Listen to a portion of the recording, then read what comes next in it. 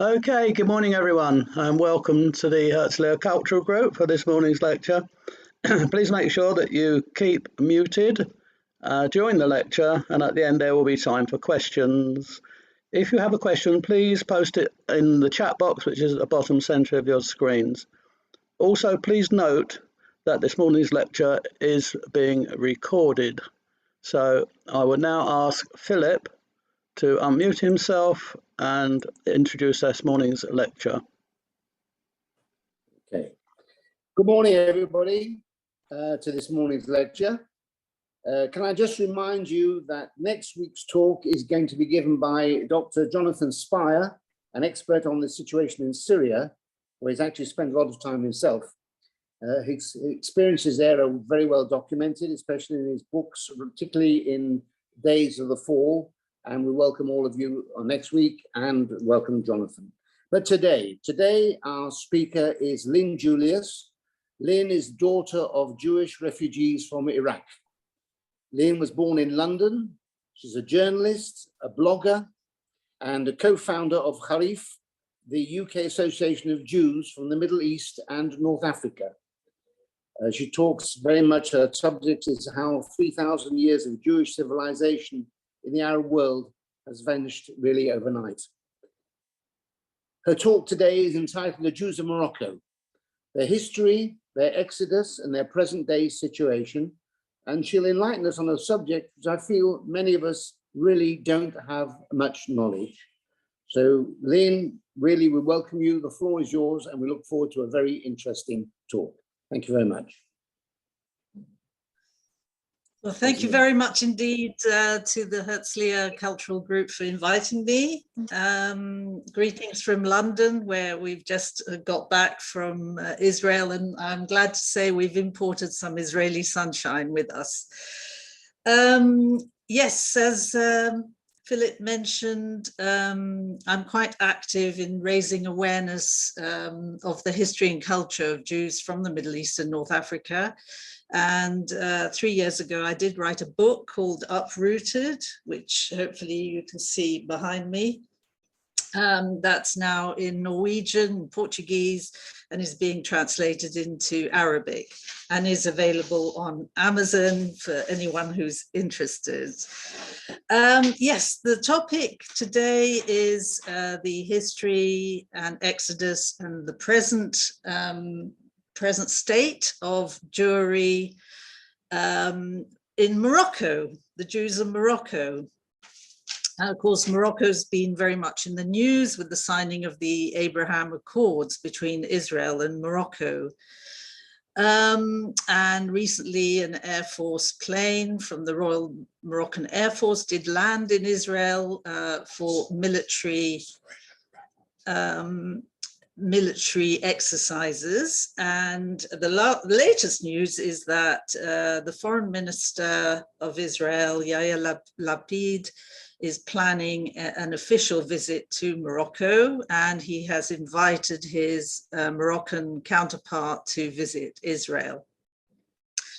So it is hard to give a historical account of this community because actually there is very little written history. Arab historians paid little attention to the Jews, who comprised 2.5%, perhaps no more than 3% of the total population. The area was very fragmented and was constantly in conflict between warring tribes, and for a long time the coast was controlled by the Barbary pirates. The Western powers were later to try and gain footholds on the American coast. The Jews of Morocco really form a single unit with those of Tunisia and Algeria. They're really one community. People moved around a lot, and there were no borders as there are today. I will just start my screen sharing now.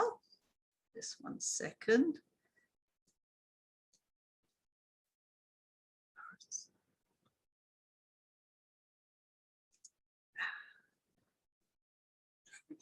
Yes, please. This doesn't work.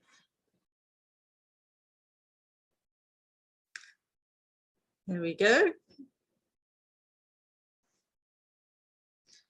Here is of Morocco to give you an idea of the geography. You will note the proximity of Spain and Portugal to Morocco. In fact, Spain is separated by only 8 miles from the coast of Morocco, and there was a great deal of coming and going between Spain and Morocco over time.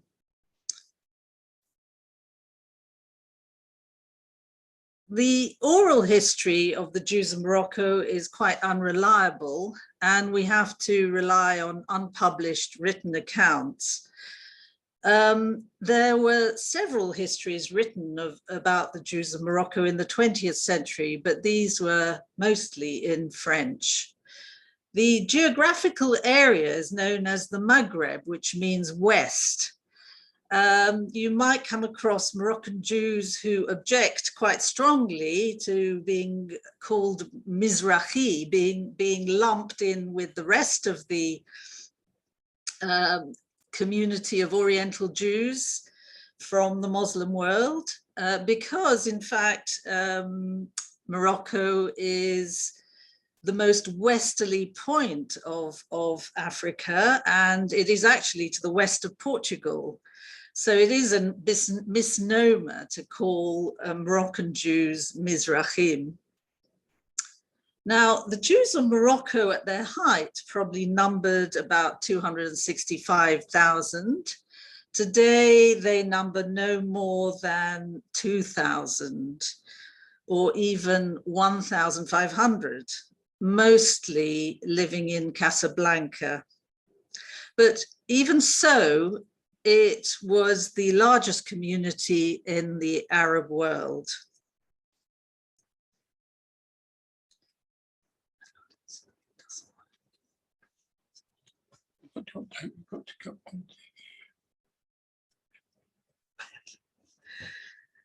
So, what are the origins of this community?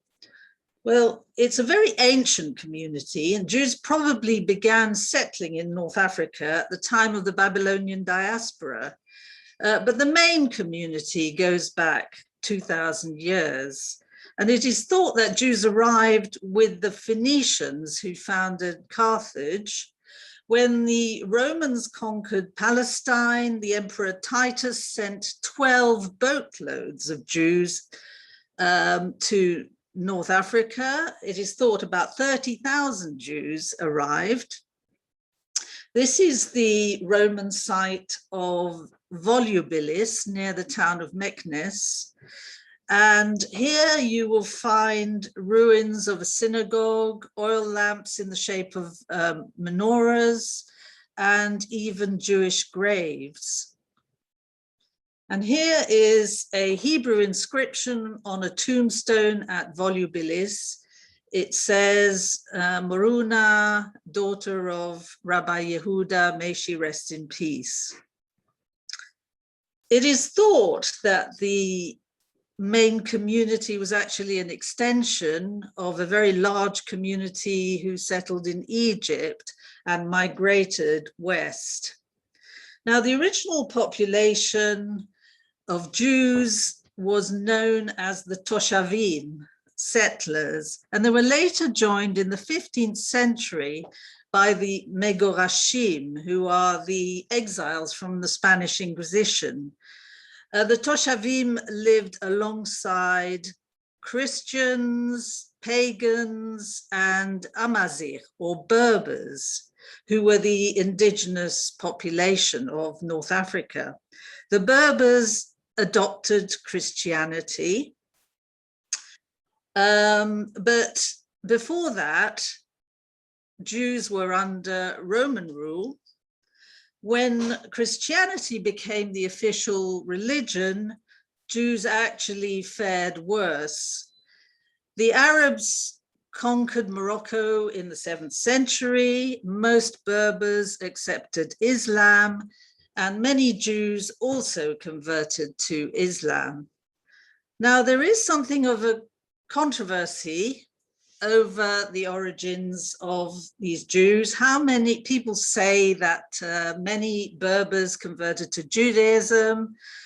Others dispute this. The myth, it could be a myth that Jews were converted Berbers, a myth promoted by Arab historians. Some argue that no mass conversion could have been possible without attracting the attention of the church. And it would have caused many religious problems because, and there was no mention of this mass conversion in rabbinic responsa. Now, the lady you see here on the screen is a queen, a Berber queen called Kahina, and she is reputed to have been a Jewish Berber. She only ruled for 5 years, but she led a rebellion to resist the Arab conquest. In the end, she was defeated and was beheaded. As the Arabs were outnumbered in Morocco, it was the Berbers who actually subdued North Africa in the name of Islam.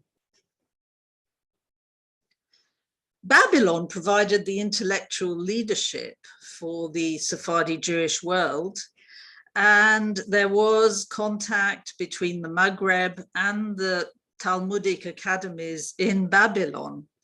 But in the early Middle Ages, there were important centers of Jewish scholarship in North Africa, for instance, in Kairouan, in present-day Tunisia, in Constantine and Tlemcen, in present-day Algeria, and in Fez, which was an important intellectual and commercial city and later became the royal seat of power. And here you see Rabbi Isaac Al-Fasi. Al-Fasi means from Fez, who was a very prominent scholar in the 11th century, known as the Rif, and he codified Jewish law and later moved to Cordoba in Spain. Now, what was the relationship between Jews and Muslims? Well, I think one can point to a kind of cultural symbiosis deriving from the fact that Islam is very close to Judaism. Here you see Jews and Muslims praying for rain together. There was also a tradition that is unique to North Africa, and that is the veneration of saints. And these are basically rabbis, and Jews and Muslims actually went on pilgrimage to the rabbis' tombs in what are known as hilulot. Hilula is a pilgrimage.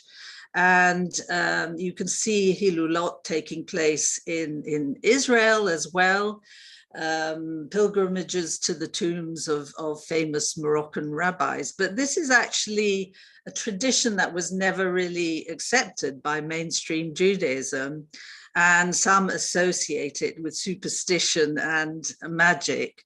Nevertheless, the Jews were very pious and actually are still very observant to this day. I think they're certainly more traditional than many other communities. Now, the Muslims respected Jews, or rather, I shouldn't say respected Jews, they respected Judaism because they thought of the Jews as their spiritual elder brothers, that they thought of the Jews as having a kind of direct line to God. Hence, you get instances where the king of Morocco, if he was ill, might summon a rabbi to come and pray at his bedside, thinking that his prayers might have greater effect. But there were dark times too in the history of the Jews of Morocco. In 1033, there was a massacre in Fez, and some 6,000 Jews were supposed to have been killed. And in 1145, a group of fundamentalist Muslims called the Almohads burst out from Morocco and invaded Spain. And this is a picture of the Megorashim from Spain, who actually reinvigorated the community in the 15th century. And they gave it an intellectual boost and brought with them their Spanish languages, Ladino or Haketia. And this is a typical dress that's worn at the henna ceremony that precedes the marriage of a Moroccan Jewish couple. As you can see, the woman wears the most sumptuous costume. These costumes are often handed down from mother to daughter over the generations. This particular ritual is unique to Morocco in that I mean, there are Yemenite Jews also have special costumes that the women wear prior to their marriage, very elaborate costumes and jewelry. And this is something really quite amazing and testifies to the sort of rich inner life of the Jewish community in Morocco. I mentioned the Almohads who invaded Spain in the 12th century. And Moses Maimonides, who of course is thought of as one of the greatest scholars in Judaism, lived in Cordoba in Spain, and his family were forced to leave because of the arrival of the Almohads. And Maimonides actually fled to Morocco and lived in Fez for a while. He's even reputed to have converted to Islam for a short time. The Almohads were extremely fanatical, and they threatened minorities and said, you know, they had a choice between conversion or death. And Christianity actually died out, either because Christians were massacred or because they fled. And one can assume that Jews were much depleted in Morocco as a result of the Almohad rule. What was the relationship between Jews and Muslims under Islam? Well, the relationship can be defined as the Dhimmi status or dhimmitude. And that meant that Jews and Christians were allowed to practice their religion because they're monotheistic faiths. But they had to submit to certain restrictions and humiliations to remind them that they had failed to convert to the ultimate revelation, which was Islam. And the relationship between Muslims and Jews was really one of contempt, not hatred, as in Christian Europe. There were no real theological objections to Judaism, but the Jews were very much seen as subjugated, servile. They had to wear special clothing. They had to take their shoes off when they passed a mosque. They had to defer to Muslims in the street by crossing the road. They could not study the Quran, which was quite an important stricture because they didn't want Jews to get involved in disputations with Muslims. But the essence of being a dhimmi was really the fact that dhimmi had to pay a special tax, the jizya. And this tax was really to pay the ruler in order to protect them. And that meant they subcontracted their right to self-defense to the ruler of the day. Now, for many centuries, the status of dhimmitude was enforced quite strictly, because there was a particular form of Islam that was prevalent in Morocco, which was very, very strict and very rigid. There were many travelers who visited Morocco from Europe in the 19th century. One was a man called Reverend Brooks, who came to Morocco in 1841. And this is his description of the state of the Jews in Morocco, the Dhimmi Jews. In Morocco, they are ground down by a barbarous despotism. The Moors consider that the object of a Jew's birth is to serve Muslimen, and he is consequently subject to the most wanton insults. The boys, for their pastime, beat and torment the Jewish children. The men kick and buffet the adults. They walk into their houses at all hours and take the grossest freedoms with their wives and daughters, the Jews invariably coming off with a sound beating if they venture to resist. So you can see that Jews really had very few rights. They were tolerated, but they had no real legal rights. They had to pay this poll tax, and they actually depended on the rule of the day for their survival. Now, the rule of the day was the Sultan of Morocco. Unlike other states, Morocco has remained a monarchy. Various dynasties have ruled Morocco over time, and the Sultan derived his legitimacy in part from his authority over the Jews. And in return, they have always shown loyalty to him. But the relationship really resembles the feudal monarchies in Europe of the Middle Ages.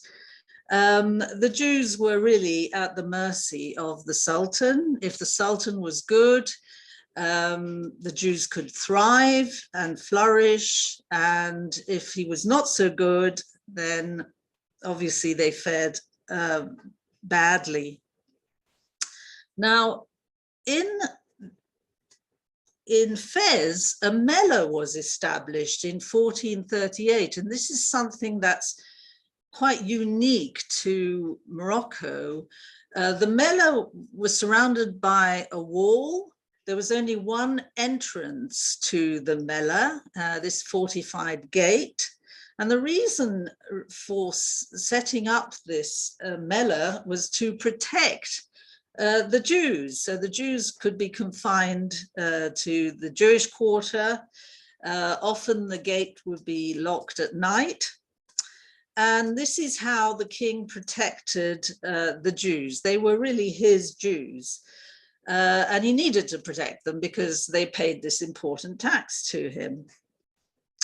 But the question arises, why would the Jews need protecting?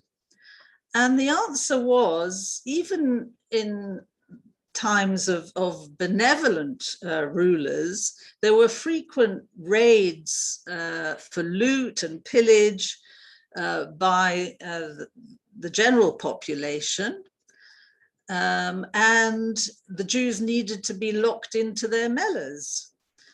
And also, there were times of instability, there were wars that broke out, and the Jews were never really secure. Now, the king did not always protect the Jews, as I mentioned. There was a particularly nasty pogrom in 1790 in the town of Tétouan, because Jews refused to support a pretender to the throne called Moulay Yazid. And he had Jews tied to the tails of horses and dragged through the city. And what happened is actually described in two lamentations of the 9th of Av. As the 9th of Av is coming up, I thought you might like to look out for these two kinot. One is by Jacob ben Yosef al-Mali, and the other by David ben Aharon ibn Hussein.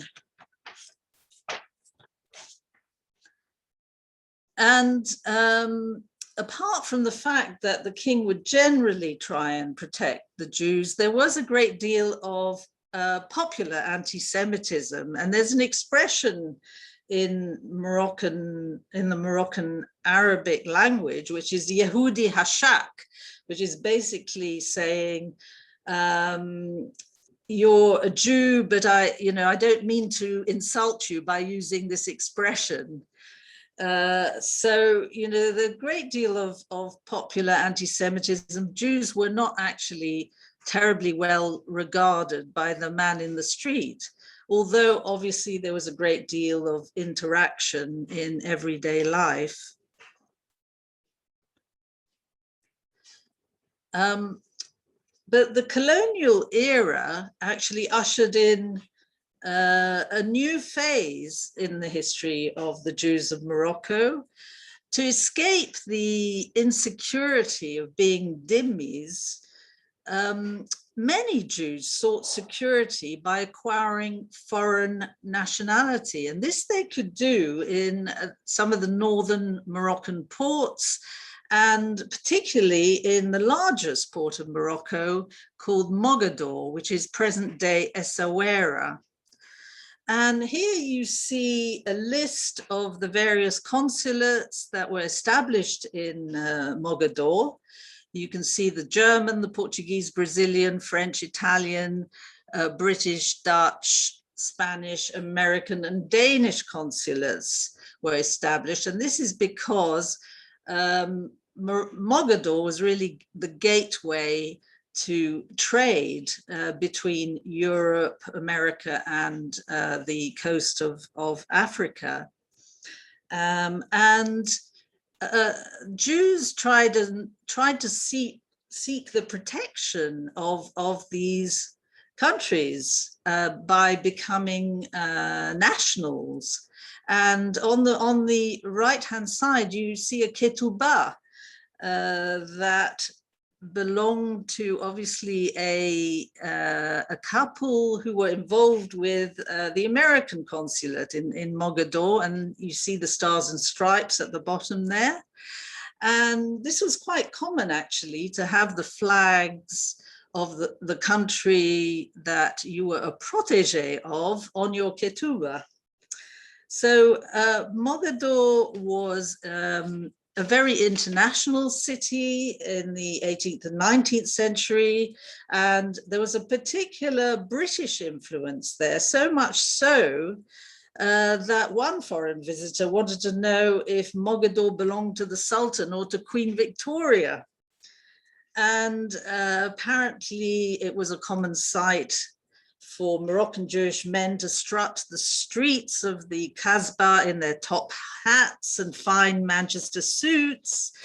In the home of a wealthy Jewish merchant, you might find women who practiced the piano and spoke English. And there might even be a portrait of Queen Victoria in the room. The Sultan was actually very, very canny, to the, very, very aware of the usefulness of these Jewish merchants, who are really the interface with Europe and the West. And he chose 10 or 12 of them from Mogador, and he gave them a special status. And in contrast to ordinary Jews who dwelt in the cramped Jewish Mellah, the Sultan offered these Jewish families the most luxurious dwellings within the more prestigious Kasbah.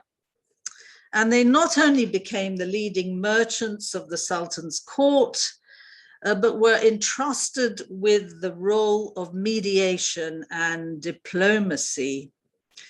And they also controlled all the major imports of Mogador, which included sugar, tea, metals, gunpowder, and tobacco, and I believe ostrich feathers, which were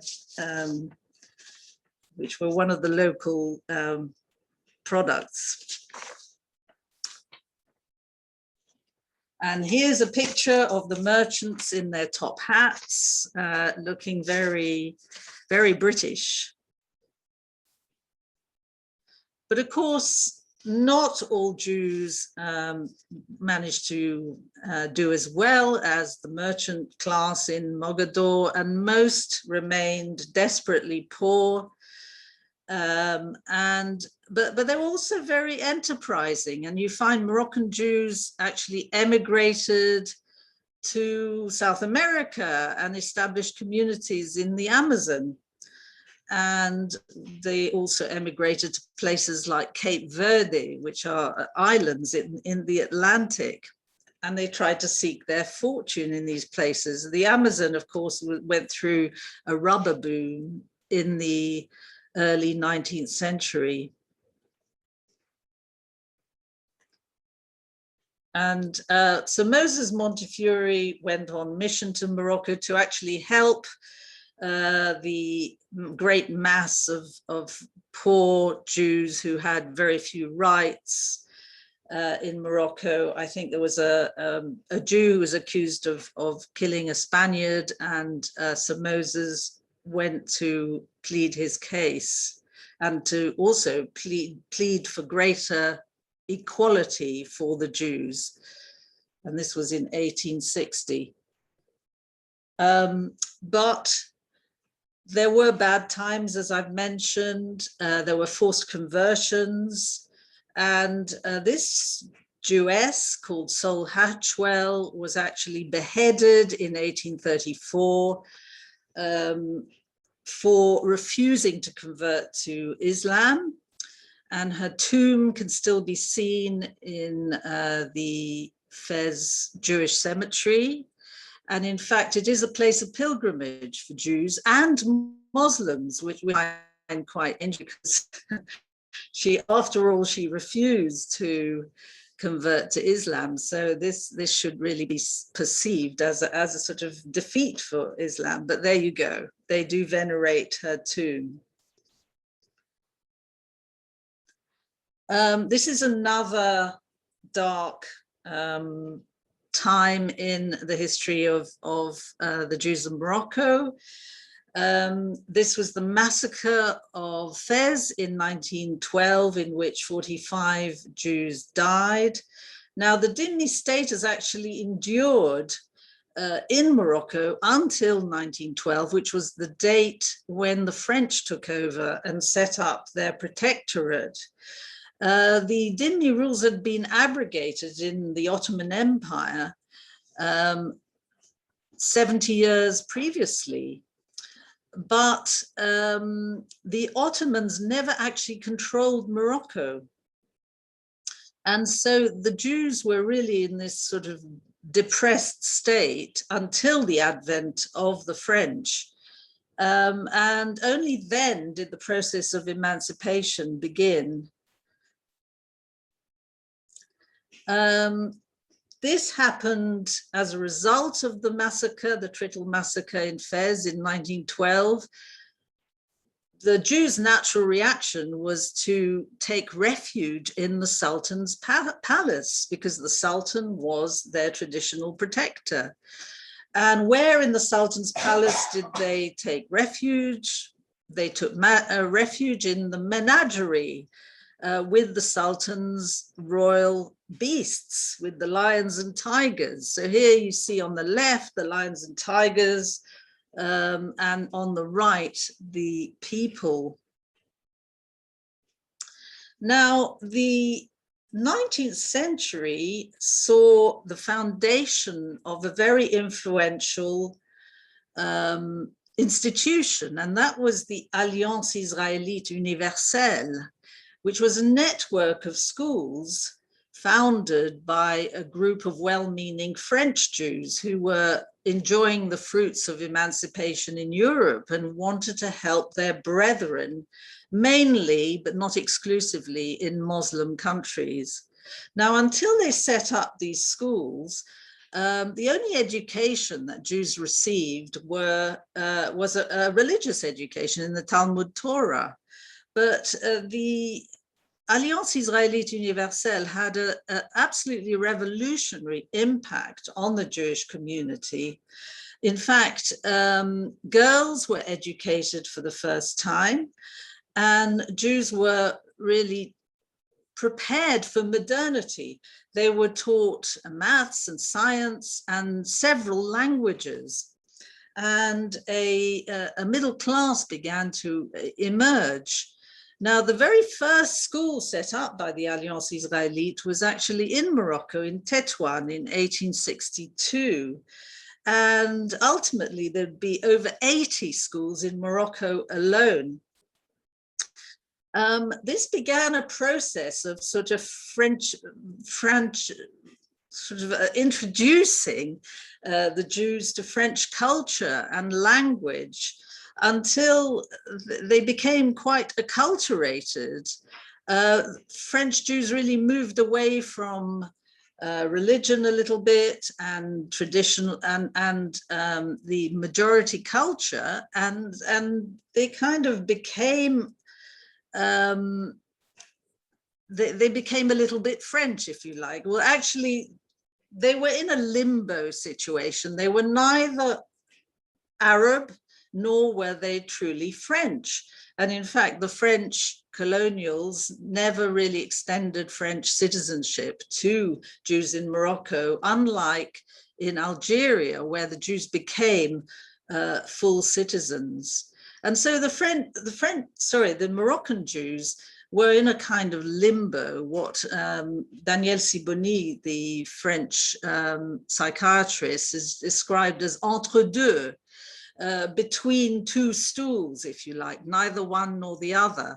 But the Muslims resented the Jews because they identified them with the French colonials, and this would become critical once Morocco started clamoring for independence from France. Whereas the Jews really didn't fit in with the French either. It really put them in a difficult situation. Also, because the Jews were better educated than the Muslims, this also caused a kind of tension and resentment with the majority Muslim population, because the Jews were in a better position to get good jobs. And ultimately, their situation became untenable when Morocco did achieve its independence, and is probably a key factor in explaining the Jews' exodus. This is an example of the fantastic Jewish heritage that still exists in Morocco today, the Beth El Synagogue in Casablanca. Now we come to the Second World War and the role of the Sultan, who became King Mohammed V later on when Morocco achieved its independence.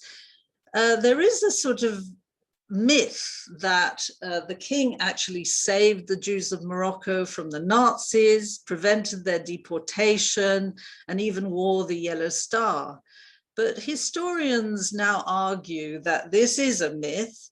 He may have been just, and he certainly did declare that Jews were Moroccans first and foremost. He made no distinction between Muslims and Jews.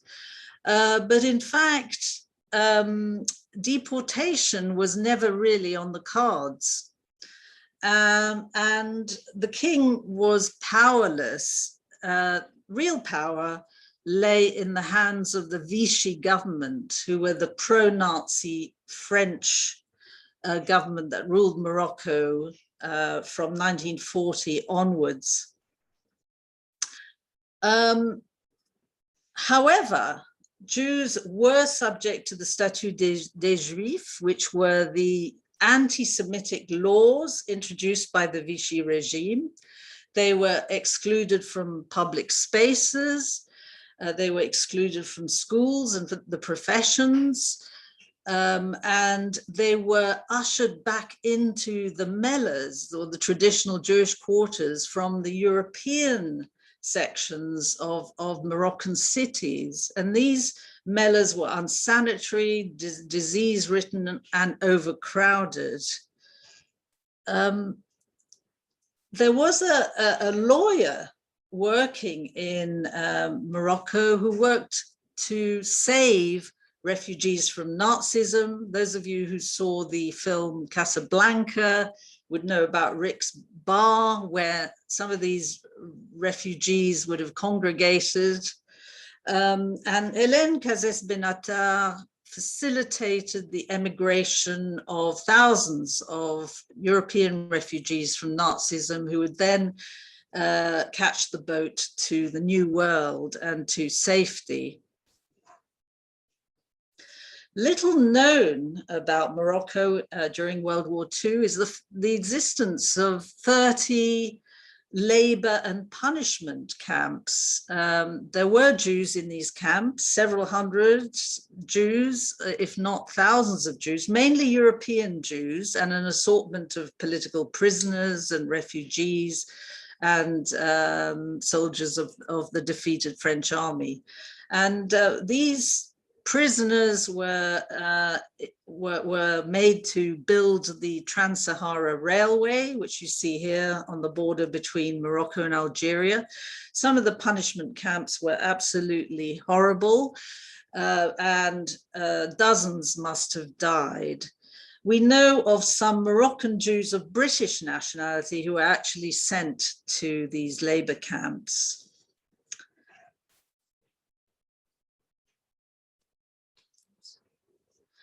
So when World War II was over, it left the Jews exhausted and rather disillusioned in the French colonial administration. Israel was established in 1948, but Morocco was still a French protectorate. Pogroms broke out in 1948, and some 48 Jews died in Oujda and Gerada.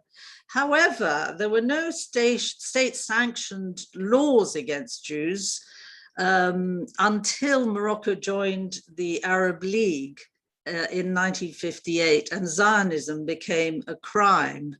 Now, I think one has to distinguish between what happened to the Jews in Morocco and what happened to Jews, say, in Iraq or Egypt. There were no overnight expulsions. They were not deprived of passports, that's if they had them, and they were not dispossessed, although plenty of Jews did lose their property. The exodus was also spread out over about 30 years. At first, Israel did not give priority to the Jews of Morocco, despite the massacre at Oujda in 1948, and operated a selection process for a few years in the early 1950s. But in 1956, Morocco became independent, and almost as soon as it did so, the Moroccan government imposed a ban on immigration. So Jews were actually trapped in Morocco for about 5 years and were not able to emigrate to Israel. In the run-up to independence, there were riots and Jews were killed. Some riots actually had nothing to do with Israel at all. For instance, the Petit Jean riot was really just an anti-colonial riot in which 7 Jews died, and the mob really demonstrated its frustration with colonial rule, and the Jews were the chosen scapegoat. There were other instances where Jews were made homeless, say in Mazagan. And actually, a third of all the Jews of Morocco did emigrate before 1956. As I mentioned, an emigration ban was imposed, which was only lifted in 1961. Between 1956 and 1961, the Zionist Misgeret underground movement organized clandestine emigration. And the Egoz was one of the ships that was used to transport the illegal immigrants out of Morocco. There were other operations, for instance, Operation Mural, in which 500 children were able to leave Morocco ostensibly for a Swiss holiday camp, but actually they were going to Israel. And this was the children on their own without their parents. But in 1961, a terrible thing happened, and that was this ship here, the Egoz, also known as the Pisces, actually sank. It was a rickety old boat. 44 people died, mostly children. And this actually gave gave a terrible shock, not just to the Jews, but to the Moroccans. And Hassan II succeeded to the throne of Morocco, and he made a deal with the Israelis to allow legal immigration. And 87,000 Jews then left, mainly for Israel. But this deal was not cost-free. Israel actually paid a ransom for each Jew of $200 a head.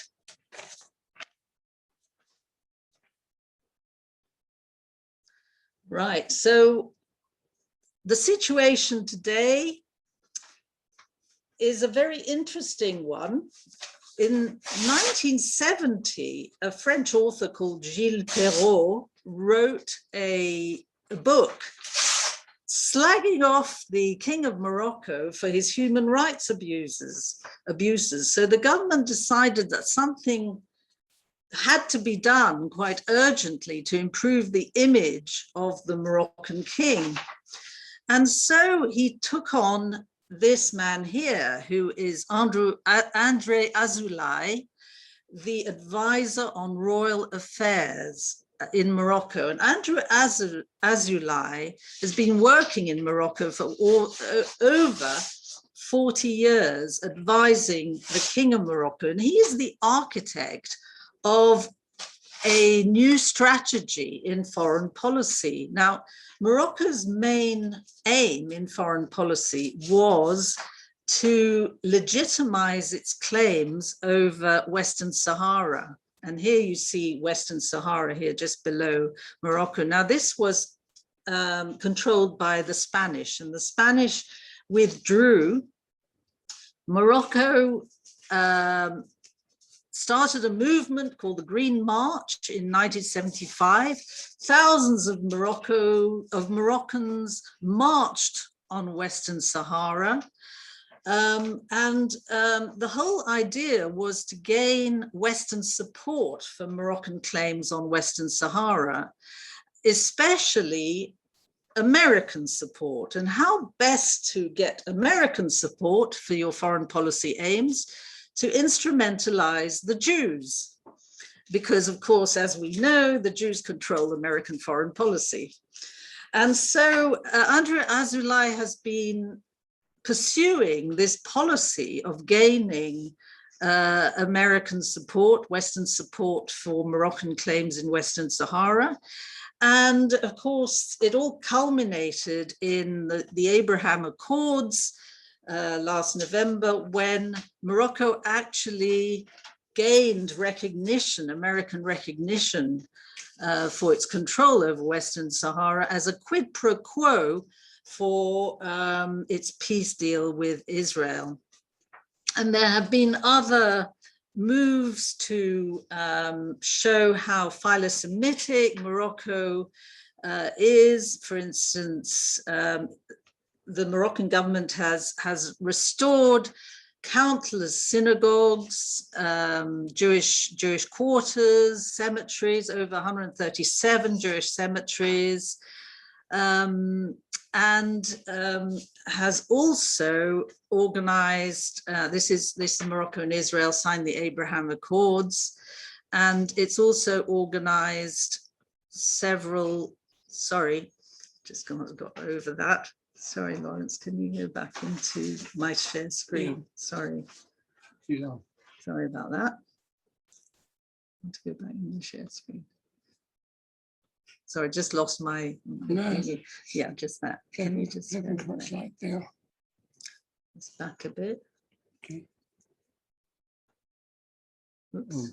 Sorry about that. Sorry about this.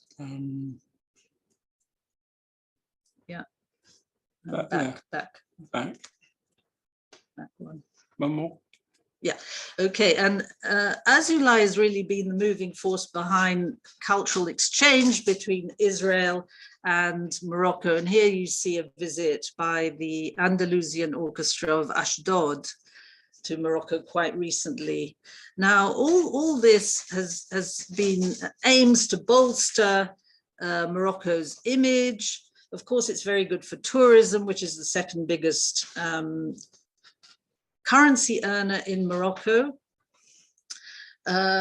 Recently, a new museum was unveiled in Essaouira, in Mogador, called Beit Dakira, and that is a synagogue that was converted into a museum. Beit Dakira means the house of memory, which is actually an admission that that the Jewish community really is just a memory.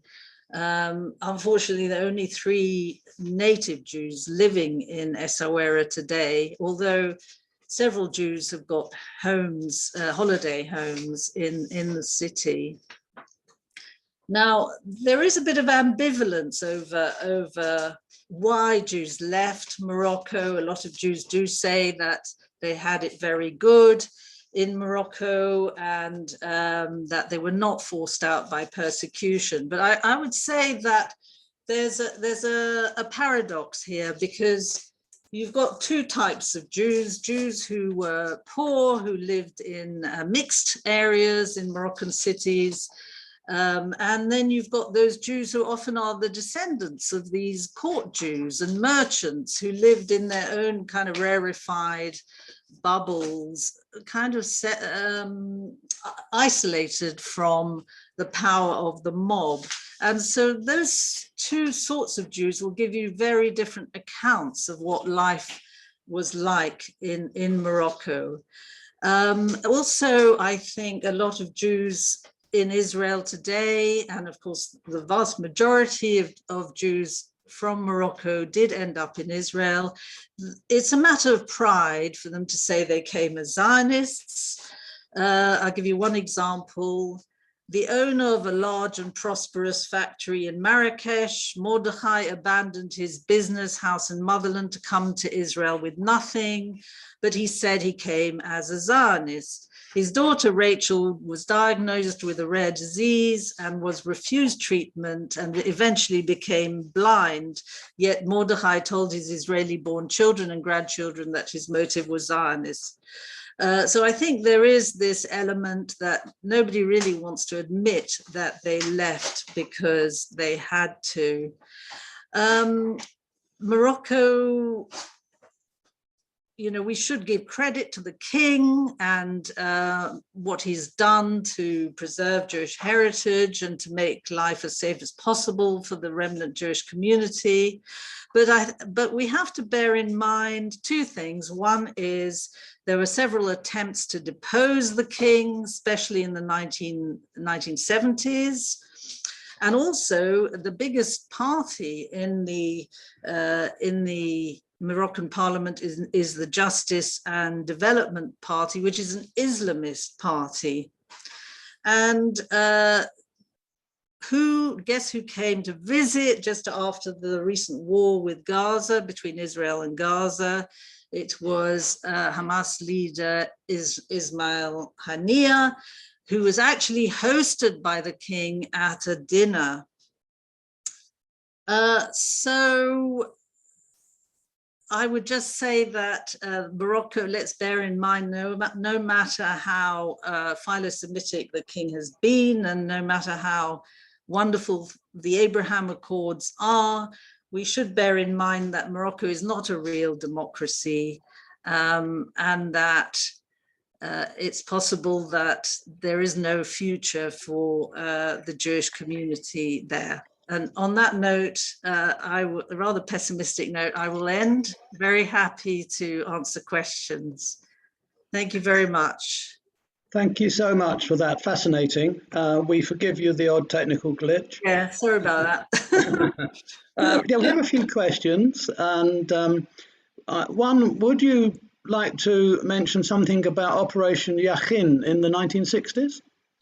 Yeah, well, Operation Yachim was the big operation to facilitate the emigration of all those Jews who were forbidden from emigrating during those 5 years up until 1961, and were then allowed to leave.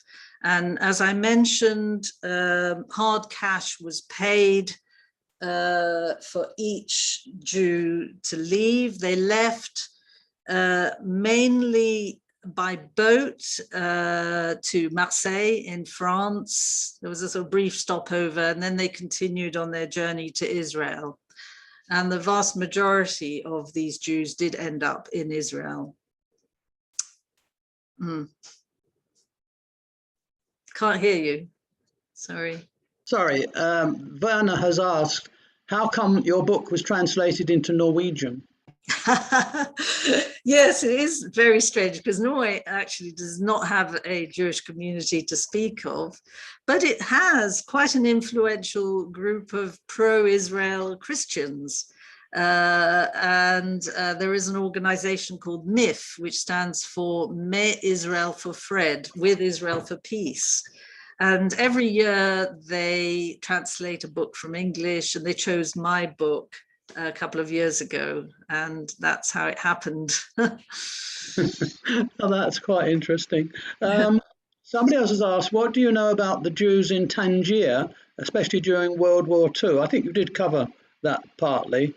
Yes, well, Tangier was actually under Spanish control because it was a free port on the northern coast. There was Tetuan and Tangier and Ceuta and Melilla. And actually, the Jews didn't fare that badly under Spanish rule. And they were quite safe. And I don't think they suffered particularly during World War II. I may be wrong there, but I don't think so. Thank you. Werner made a comment, and which sounds quite realistic, that Amela was in fact more or less a ghetto. Yeah, I would say Werner's right. But it was a walled ghetto, which was something peculiar to North Africa. It didn't really exist in, say, Egypt or Iraq or Syria. But I think it was a ghetto that was only locked at night, wasn't it? Yes, that's right. It could only be locked because it was completely sealed from the rest of the city. Yeah. So they did have access during the day to go out. Yeah, yes. I think they were allowed out. And another question here: who else claimed the Western Sahara? Well, yes, the Polisario were a sort of national liberation movement. I think supported by Algeria. Am I right? Yeah. The Sahel. Yeah, the Sahel. They call themselves the Sahel. So yes, and there was actually fighting with the Polisario guerrillas between the Moroccans and the Polisario. Yeah. Thank you. I have one more question and a comment. First of all, the question: what is the name of your Iraqi family? Well, my maiden name is Bechor, which is actually Hebrew, as you know. And the comment, one of our members, who is a travel agent, has said that anybody interested, they can contact Joey Freudman, who is running kosher heritage tours to Morocco. And Yeah. his phone number and contact details were on the chat box. Yeah, So why? Yeah, that was that's right. a fascinating lecture. I'm now going to ask Philip if you'd like to unmute himself and give you a vote of thanks to close the meeting. Philip, if you could unmute. There you go. Well, Lyn, that was fascinating, a very interesting, very informative talk. And I would second that. Morocco is certainly a place worth visiting. We've been there. I'm amazed how the synagogues have been so cared for when we go around, and they talk quite nicely about their Jewish population. I do think a lot of people's ideas of Moroccan Jewry is from the film Salah Sabati with Chaim Topol, but maybe that's probably not quite right. But really, thank you so much. It was a fascinating talk. I have a Moroccan daughter-in-law, so we are very involved. We had a wonderful 3-day wedding with the henna, with the whole business. So we've been through all that, but wonderful, fascinating talk. Thank you so much. Can I just say something at the end? I'll butt in. We have copies of Lyn's book in Israel, and we can bring out more. So if anyone's interested in the copies of Lyn's book, they can get it for a special price. It's in the bookshops. I think it's 100 or 120 shekels. We can get it to you next time we're there for 80 shekels each. And if you can get an order, let us know how many. We will bring them out specially. This is my marketing executive. So that was his wearing his hat as a marketing director. That's right. He's his technical abilities. a man of many we talents. actually haven't. We actually bought out. We sold out in Israel. We actually have about 20 copies in our flat now. So and if you want the Norwegian version, I'm very happy to sell you that too. happy to sign once it's signed. Thank you so much, and we look forward to seeing you in your lockdown university, guys, and also we look forward to seeing everybody next week for Jonathan Spire. So shalom and goodbye to everyone.